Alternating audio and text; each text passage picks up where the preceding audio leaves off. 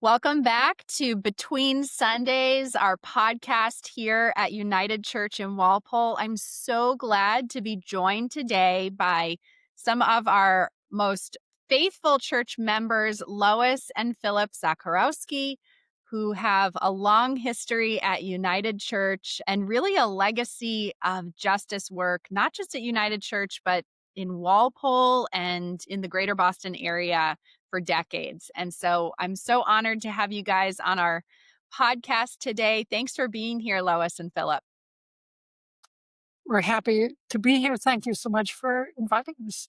Yes. Well, we're excited to talk today about specifically a really cool opportunity, a really transformative opportunity that you all are bringing to United Church, folks from other churches, folks from the wider community. But it's a really beautiful opportunity to further our own learning around love and justice by going on a pilgrimage down to Selma and Montgomery, specifically these amazing legacy sites that have been opened up, as well as some of the amazing heritage sites from the civil rights movement there. But before we get into that opportunity, I want to just speak with you all a little bit about you personally for folks to get to know you better. I bet you there's people in our church or in our community who have known you for a very long time, but might not know everything about you. And so I'd love Oh, to hear, yeah, I'd love to hear what do you think really gave you a heart for this justice work that has really been a hallmark of your lives individually and certainly together. And how did you all, find your way in the pursuit of justice? We've been married for 46 years. Is that it? And a long time. And well before we even met, I think we were on this path.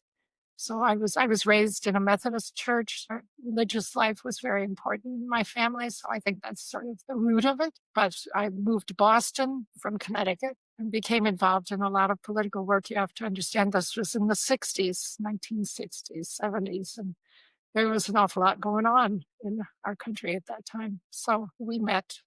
So Phil so can say what he did. so my parents were very in tune with the civil rights movement. Watched everything on television, the good and the bad, and that really got me realizing that injustice is in the world. And then I read a book when I was a junior in high school, I think it would have been, and it was about the Mooney and Billings case. Not important what it is, other than that, just in me, it just brought this terrible feeling of how could that injustice go by? Everybody knew it was wrong and no one's doing anything about it. So I was very active in the Vietnam War era. And then after that, I was active in housing in Boston, trying to stop working on the redlining in Dorchester and the gentrification of Dorchester, very involved in that. And then I became very active ever since. That's wonderful. And so you guys moved out from Boston to Walpole. When was that about? 1980, May of 1980. And we didn't know how different Boston would be from Jamaica Plain, where we had lived before. Well, I'm sorry, Walpole. When I say Boston, yeah, Walpole. So we were very pleased and assured, happy to find a community. And the church at the time, even in 1980, was very was seeking justice, and that was the beginning of our little community here in Walpole that's grown ever since. We're very thankful for that. Well, and it's grown a lot because of you two. So, I think you guys have poured a lot of your own energy and heart into creating spaces where justice work can be furthered right here in Walpole. So I'm just so thrilled and honored to be your pastor. I think most people in our church feel like we sit at your feet when it comes to learning and doing the work of justice. We are very honored to be in your church. Well, we're so excited because now United Church has in the past gone on trips and United Church has in the past done justice work, but I'm not sure United Church has ever done a justice oriented trip or pilgrimage that I'm aware of, unless you can correct me. But I think this might be the first time we've done a church wide and community wide justice oriented pilgrimage. And so I'm really excited about this. And I'm wondering, could you share? Now, you guys are spearheading this, although I'm super excited to be part of it. Thank you for that. Could you share a little bit about what experiences you had that made you really want to bring this kind of experience to the people of Walpole? Yeah, so we actually have been on a couple of pilgrimages. The first was to the southwest, to the border, and that was a pilgrimage that was sponsored by United Church of Christ, and that was just such a transformative, amazing experience to really to see and be with people who are walking the walk with migrants there. Because we went into Mexico, so we saw things in Arizona and then also in Mexico. So there was that um, awareness experience of a pilgrimage. And then in 2019, we went with Boston City Mission Society and Old South Church to Montgomery and Selma. So and there again, it was traveling with committed people who are open to. It was known as the pilgrimage seeking truth and justice. So that's why we have called this pilgrimage seeking truth and justice. And again, it was just such a moving experience to be with people who really were seeking to change and to promote justice. So And I think all of us, we all have we think we know the whole story of slavery, racism, but we don't really know the whole story. And one thing that we got out of our pilgrimage was the stories, both when we were in like the Legacy Museum, but also in the people that we were talked to really see the terrorism, the suffering that Black people experienced because of racism, because of slavery. Because slavery, our country never really has owned up to the evils of racism and slavery and what it has done going forward. And that was an eye opener, and it was so moving. There were a couple of experiences we had that we may talk about that later, but it was so moving to hear these stories and to really see how bad it was. I mean, again, you think you know what slavery is, but when you really see what it does to people, and it's hard to believe that other people could do those things. but also Yeah. to see and to realize, to recognize the courage, the resilience, the commitment that people gave to the civil rights movement and going forward. So meeting those people, hearing those stories and being inspired by them was was an important part of it too. And very inspirational.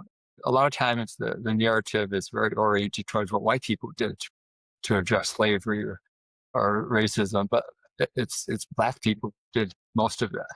And it's very inspiring because they're the ones who actually had they actually put their lives in the line to do things as we see. Yeah. I love that. And I think it's so important in this day and age for us to go to these places, to face this history, to face these truths, and to be inspired by it. It reminds me there are so many places, part of me thinks about like we can all know about the Holocaust, but anyone who has been to Auschwitz can tell you it's a different experience when you're in that place. And so I know that is the thing I am most, and I'm not trying to, make apples to apples out of different, very different experiences. But what I'm saying is to go to these places where atrocities have occurred, to go to these places that are committed to the memory and that never forget impetus can be so powerful for us as we truly learn to love and embrace everyone, everyone, everyone. And part of that means truly understanding one another and knowing the story of our people and of our land. And so I cannot wait to go on this mission trip. I have never been, or pilgrimage trip, I've never been to the legacy sites. And I'm so excited because, I don't know if folks really understand, but I want to make it clear that some of these places are very new and they're really the hard work and effort of the Equal Justice Initiative, right? And this phenomenal organization that has just pulled together the resources and the learning and the artists and the intentionality to create these sites. And there's 3 of them now. And one of them is actually newer. You all haven't even been to it. It was just opened this past year. But to create these sites for collective memory. And I'm so excited to get to experience that because I know it is going to be so profound. I just know that there's no way that we can enter into these places and not come away changed. And so I'm really excited about that. So those 3 legacy sites, again, this was all started and created by the Equal Justice Initiative. It was Brian Stevenson who wrote the Yes. book on, and we had Just Mercy, and we had to A lot chat. of people are aware. We actually saw him speak in Boston. I have heard him speak as well. And I can tell you, I heard him speak at a United Church of Christ synod gathering. And it was like this rubber chicken luncheon that I was at, and he was the headliner. And so here we are. I was expecting him to be good, but I will tell you this. I am sitting there eating my rubber chicken. You know, we're all having this luncheon. He gets up and starts speaking. You could have heard a pin drop. He talks for about an hour. It felt like 5 minutes. I was crying. I was so moved. It was literally the best sermon I've ever heard in my entire life. And it wasn't even a sermon. It was a luncheon talk. He is so phenomenal. So it does not surprise me in the least that somebody of his inspiration, brilliance, and commitment to justice is really what is behind these 3 legacy sites. And so I know it's going to be good because Brian Stevenson's behind it, right? And so those 3 legacy sites we're going to be going to. Number 1, the Legacy Museum. I think that this is the first one he created. And then we've got the National Memorial for Peace and Justice. And then the newest one that was just opened last year is this Freedom Monument Sculpture Park. The 3 of those sites together are called the legacy sites, and they each have a unique emotional resonance to them. I think that we're going to come away with unique things from each of those sites. And this is when we left the Legacy Museum, we had to go and just settle ourselves because it was so painful, and just to hear these things, and you really have to absorb it. And so during our vigil, our pilgrimage, we have some time for reflection. Yeah. Because it's so important. Part of being on pilgrimage is being with fellow pilgrims, that you can sort of reflect on what you have been experiencing and sort of absorb it and make sense of it and share the experience. Yeah. And that's what's going to transform us, right? I mean, I think that you all and working with this Methodist group that has helped us to really structure this trip, I think there's been so much intentionality in terms of how to create this whole multi-day experience so that we have time to fully absorb, to reflect, and to grow together throughout this trip. So we've got these 3 sites that we're going to be. One thing about that, so we can actually take a boat from downtown Montgomery to the Sculpture Museum. That's where the slaves came into Montgomery. So you're on a journey. So even though the Legacy Museum is really the most important one in so many ways, it's the journey that you're on. Yes. A lot of people may not realize it, but Montgomery was a primary slave market. Mm-hmm. Was the second Middle Passage. Yeah. After 1805, after slavery was made illegal internationally, including the United States also made it illegal. Slaves from Africa. Mm-hmm.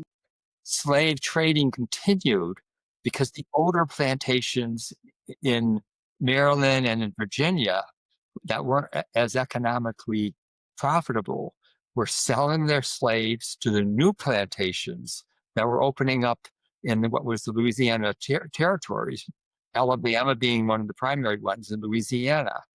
And in a way, that was almost as bad as the first Middle Passage. Slaves were being taken out in the middle of the night and were set on this often ripped away from families and tortured, and it was a walk all the way from Virginia to Alabama. So Montgomery was one of the places they came into. And and the other part of it that's good to know about for Boston is that the financiers that paid and put in the money for these new plantations to be created so that they could buy those slaves came from Boston, New York, and England. So New England has a bigger part in slavery than people really realize. It's not how many slaves we had; it's our financial institutions supported the infrastructure. Yes. Yeah.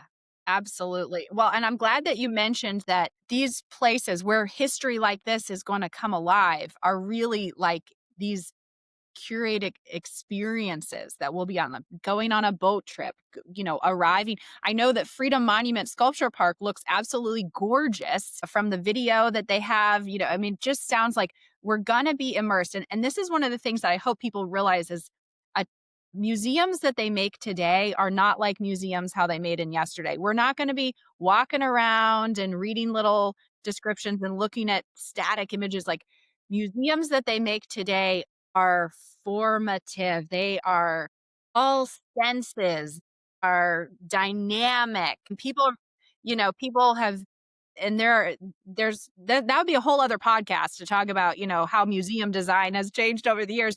But the thing I want folks to know is like these are world-class museums of 2025. And so this is not going to be stuffy and boring I and read you a quote from a yeah. journalist who went to the Legacy Museum, and he said that I assumed that there would be lots of photographs, historical documents, recordings, perhaps a dozen or two eager to put our civil rights struggle into context. But instead, I got a full spectrum, mind blowing narrative dedicated to telling the most comprehensive story imaginable about the Black experience in America. And we really found that to be true. You felt as if you were in personal conversation with a woman who was expressing to you the pain of being ripped away from her children. And you could hear the children in the background, but it felt like you were right there talking with her. And that was true with all of the exhibits. And there Yeah. were several of those. Yeah, there, there's a there was an exhibit of jars of earth, of dirt, that they've been collecting of all the places where lynching occurred. And it was just a very simple thing, just a wall of jars, but just seeing how many there were, Yeah. that very simple Yeah. message. But A lot of beautiful symbolism. Or we don't want to give everything away beforehand. So we want people to experience it. it's immersive. It's immersive. It's going to be immersive. It's going to be powerful, world class experiences. That again, this is coming from the Equal Justice Initiative. Brian Stevenson. He has pulled together people from all over the world who are the best at this, brought their experiences into creating truly transformational sites for us to immerse ourselves in. And so we are going to be doing that. I could not be more. I mean, I feel like excited is the wrong word. I shouldn't use that word, but I'm anticipatory of the transformation. And transformative. Yeah. Well, being in a group, it adds to it because then you're sharing things with people. For us, it'll be very special because we'll be sharing things from people from our church and our town. Yeah. So we're going to be doing some 2 sessions before we go. Mhm. So kind of pre-trip where we get a chance to meet, everybody come together. We do some readings and some praying and some building and just coming together. And then during the trip, we're going to be doing a reflection every day where we can come Good. together. And Yeah. we're going to meet at least one person that we know from Montgomery. We're going to meet the first director of the Rosa Parks Museum. She's going to be coming and meeting with us at one of those reflections. Part of what was meaningful on the last pilgrimage was just talking to real people who have experienced these things, people who have committed their lives to civil rights, and yeah, just very inspiring. Yeah. So I think inspiring is the word. I also don't want people to think that we are going to just be going on this pilgrimage and wearing our hair shirts the whole time and everyone's going to be sad and crying and miserable for 4 days straight. Not our goal. we want to be transformed. And part of that transformation means facing these things, but also leaning into the inspiration here. As you mentioned, this is the story of Black resilience that we are also going to be embracing. And it's this story of resilience, from our Black brothers and sisters here in America. And so I'm very, very much looking forward to catching that inspiration and also just spending time together as a church family. I think there's going to be a lot of good times as well. We're going to be having meals together and riding on the bus together and just being away from our normal day to day sort of interactions. I know we're going to be making new friends and getting to know each other on a whole other level, as you do when you travel with folks. So I know if someone's listening who's maybe newer to the church community, or they're from a different, organization in Walpole or just the wider Walpole community, and you're looking to find some kindred spirits and get closer to other people who share your passion for justice, this will be a great opportunity to do that and to really deepen some relationships. I just know it. And Montgomery is a fairly small city. In fact, everything is just down in this one area, downtown. So our hotel's there. Yeah. The museums are right there. A lot of, Avenue Baptist Church is right across the street from the State House, where the marching whole came to present their and, petition. and lots of restaurants right there. So we'll be eating together. Like you said, we'll be able to walk around together. And we can experience the joy and hospitality of a modern majority Black city in the South today, which is so fun. And I will say, having lived in Atlanta for a number of years, I do think there's something fun about that too, where, there's so much Black joy and Black excellence and just wonderful Black culture in cities in the South, that if you're from New England and you've never experienced being in a majority Black city and just enjoying that culture, it's delightful and eye-opening in and of itself. So I think that'll be a really other wonderful part of going on this trip, is just experiencing this completely different flavor of American culture that we don't get enough of in New England. I have to say I miss that from Yeah. being in. Yeah, we actually went on a jazz boat ride it's on the Alabama River right there. So we stayed a little longer and had a really nice. Actually, that was one of my good memories because we got a chance to talk with people on the boat. And we met one woman, a grandmother, who was still processing. She's a Black woman who works in the area, and she had not yet been to the museum. It was fairly new at that time because she hadn't screwed up the courage, actually, to go. But it was wonderful to have that opportunity to meet people from the city too, And we didn't have tickets for the boat, and we met somebody there who It was hers. She had left over tickets. tickets. So two of her relatives didn't show up. She said, "Have these tickets." So we got to go on the boat ride with the jazz. There you go. band. There's that Southern hospitality for sure. Well, this is going to be such an amazing experience. So let's get into, just, we want people to know. So in order to sign up for this trip, reach out to our church. There's a way to sign up right online. We have links in the e-news every single week, links on our website. If you go under announcements on our website, you will find this opportunity right there. We want people to go to that site, that we have more details. Now, this trip is going to cost just under $1,500 for this 4 days in Montgomery and Selma.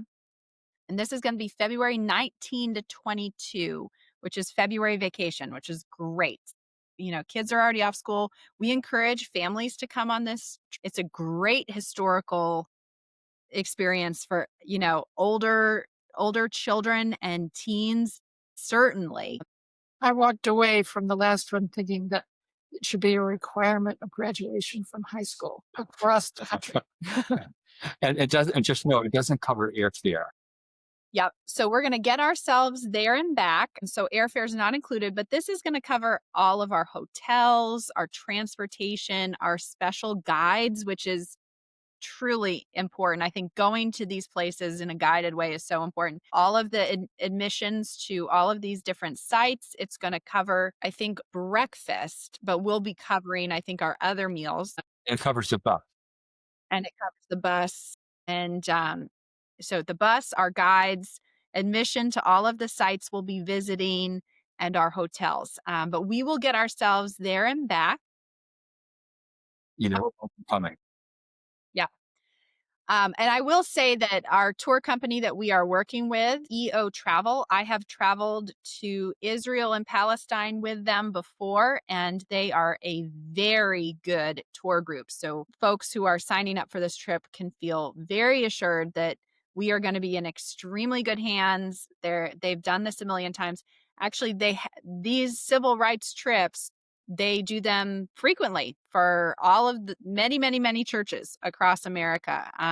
It's one of their offerings, and so we're excited to dive into that and customize it just a little bit. They have a tour guide there every day. So if something goes wrong with the hotel or anything, somebody there on site to handle those things. And that's huge. So we are going to be so well taken care of.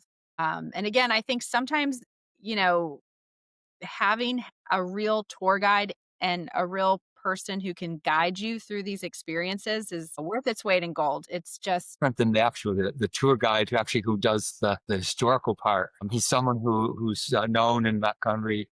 He does uh, reenactment of Frederick Douglass, for example. He did not do that for us, but that's what he does for. he's So well known. Yeah. he's got a degree in history, and he's very well known. You fall in love with your guides because they make the experience rich for you. And so I do want people to realize, like, part of why you're paying this money is we are paying a human person, we're paying for essentially a staff member to make this experience so phenomenal for us. And so I know, like, when I was in Israel and Palestine, our guide was a Palestinian Christian man who just gave us every place we went would have been so much less engaging, enriching for me if he wasn't there to interpret things for me and really point out what to notice, what to see, what's the history, it's unbelievable. So having that on this trip is going to be so phenomenal, especially for somebody who sounds like they're a local legend. So this will be great. Well, this is wonderful. So Lois and Philip, any other thoughts that you want to make sure that folks know as they're making the decision about whether they're going to be able to go on this journey with us and be transformed this year? Anything else that you want to make sure people know as they make this decision? I think I just want to just reiterate that I don't think we ever thought a pilgrimage would have such an impact on us when we went to the border. And then we went on this one. Really was transformative. And being with people in your community, people of your faith, or your shared faith, I think that really matters an awful lot. So those opportunities don't come every day when you can do that with the people that you like being with. People should get in touch with either Lois or myself, because we can send you more material information if you need it. We can tell you more about it. And it is a big decision, but just want to say you won't regret it. You won't regret it at all. And particularly with what's going on in the world today. And that way, it can be very uplifting. We do need uplifting things too. And even Yes. though it might seem contradictory, when you're together with people who have the same values, the same concerns, and you pray together, then that can really help all of us kind of go through these times when maybe it seems a little dark, because life will go Absolutely. on, and we do need to do what we can to help that. So going on this trip will prepare you for knowing a lot more about this history. No, in preparation for this, I was looking up what a pilgrimage is, because we're calling this a pilgrimage. So a pilgrimage is a journey to a sacred destination, a place of great importance. And you achieve inner transformation by a way of a physical journey. So that inner transformation is really accompanied by inner joy and a deeper connection with God and with your fellow pilgrims. So that's what we are looking for. And like you said, when you were on your pilgrimage, you put everything aside. So that's kind of refreshing, actually, to be just there and Yeah. put the rest of life a little bit to the side. Amen. And I hope we can create that experience. I know that we can, we'll turn off the phones, turn off the email, focus our attention on what we're experiencing together and on one another. It's going to be unbelievable. I am so excited. I really hope that many, many, many people sign up to go on this. We want you to be there. Whoever is listening, please know we want you to be there.